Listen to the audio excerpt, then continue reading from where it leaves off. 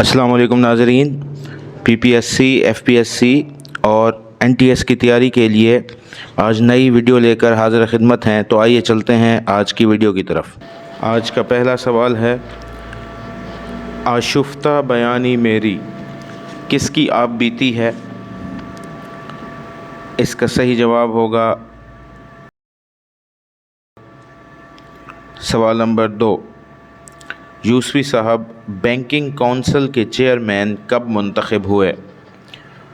اس کا صحیح جواب ہوگا 1977۔ سوال نمبر 3، یوسفی صاحب کی آخری کتاب کا درست نام کیا ہے؟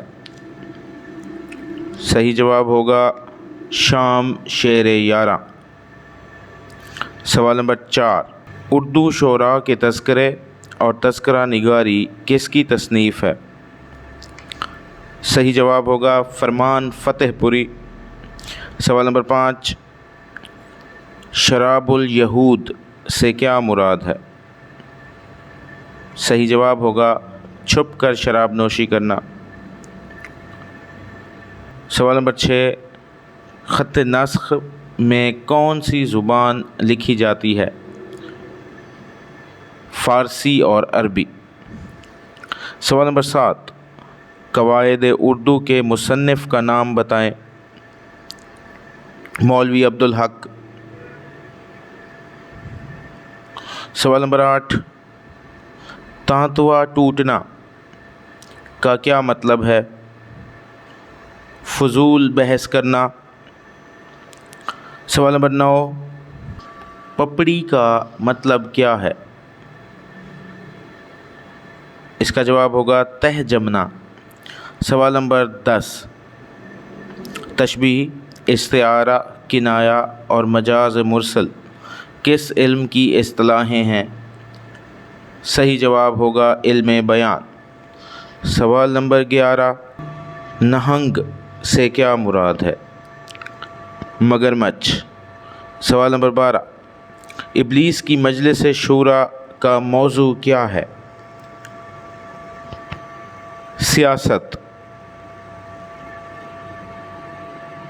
سوال نمبر 13،